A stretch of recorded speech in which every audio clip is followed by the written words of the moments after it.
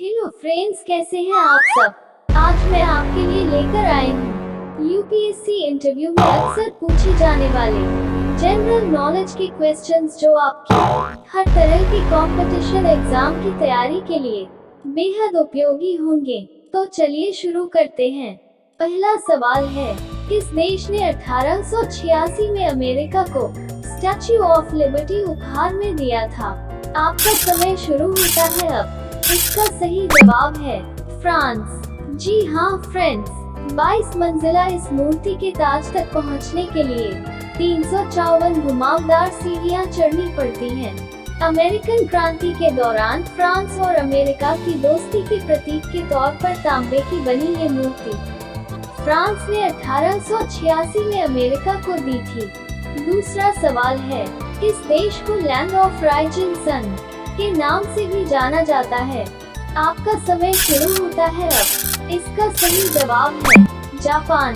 जी हाँ friends, Japan को दुनिया का सबसे पूर्व में स्थित स्थान माना जाता है, इसलिए उसे उगते सूर्य का देश यानी लैंड ऑफ राइजिंग सन कहा जाता है। तीसरा सवाल है, भारत सरकार ने कोविशील्ड कोरोना वैक्सीन डोज के लिए किसके साथ समझौते पर हस्ताक्षर किए। आपका समय शुरू होता है अब। इसका सही जवाब है सीरम इंस्टीट्यूट ऑफ इंडिया। जी हाँ फ्रेंड्स, भारत सरकार ने कोविशील्ड वैक्सीन खरीदने के लिए सीरम इंस्टीट्यूट ऑफ इंडिया के साथ समझौते पर हस्ताक्षर किए हैं। कोरोना वैक्सीनेशन के दूसरे चरण में सरकार ने कोविशील्ड के लिए प्रति डोज 160 रुपए के करीब कीमत चुकाने पर सहमत हुई है। चौथा सवाल है, ट्रैफिक सिग्नल की शुरुआत सबसे पहले किसने की थी। आपका समय शुरू होता है अब। इसका सही जवाब है रेलगाड़ी।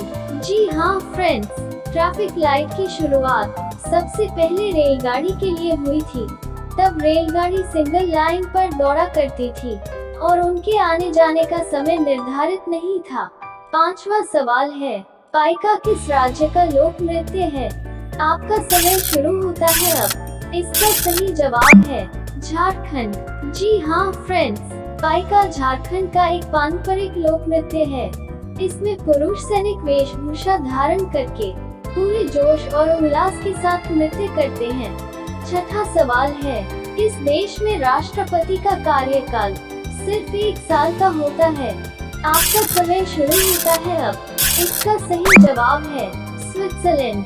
जी हाँ फ्रेंड्स, स्विट्जरलैंड दुनिया का इकलौता ऐसा देश है जहां हर साल राष्ट्रपति बदल जाते हैं। यहाँ राष्ट्रपति का कार्यकाल 1 साल से ज्यादा नहीं होता है, साथ ही उसे दोबारा चुनाव लड़ने की अनुमति भी नहीं दी जाती है। सातवां सवाल है, बाणभट्ट किस सम्राट के राजा दरबारी कवि थे। आपका समय शुरू होता है अब। इसका सही जवाब है राजा हर्षवर्धन। जी हाँ फ्रेंड्स, बाणभट्ट 7वीं शताब्दी के संस्कृत गद्य लेखक और कवि थे। वो राजा हर्षवर्धन के आस्थान कवि थे। उनके 2 प्रमुख ग्रंथ हैं, हर्षचरितम तथा कादम्बरी।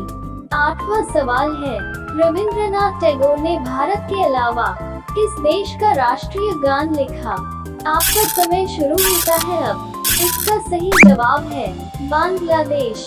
जी हाँ फ्रेंड्स, रविंद्रनाथ टैगोर की रचनाएं 2 देशों का राष्ट्रगान बनी। जन गण मन भारत का राष्ट्रगान बना, तो वहीं दूसरी ओर बांग्लादेश का राष्ट्रगान आमार सोनार बांग्ला भी उन्हीं की रचना है। श्रीलंका का जो नेशनल एंथम है श्रीलंका मथा, वह भी टैगोर की रचना से प्रेरित है। 9वां सवाल है, एशिया का सबसे लंबा रेल मार्ग कौन सा है।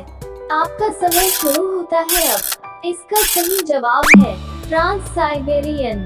जी हाँ फ्रेंड्स, मॉस्को से लेकर व्लादिवोस्टोक रशिया तक एशिया का सबसे बड़ा रेल मार्ग ट्रांस साइबेरियन रेल मार्ग है। इसकी कुल लंबाई 9289 किलोमीटर है। 10वां सवाल है, किस देश को लिली का देश कहा जाता है। आपका समय शुरू होता है अब। इसका सही जवाब है कनाडा। जी हाँ फ्रेंड्स, कनाडा को लिली का देश कहा जाता है क्योंकि यह एकमात्र ऐसा देश है जहां बड़े फूल हैं।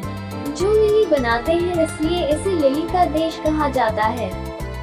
दोस्तों, कैसी लगी आज की वीडियो?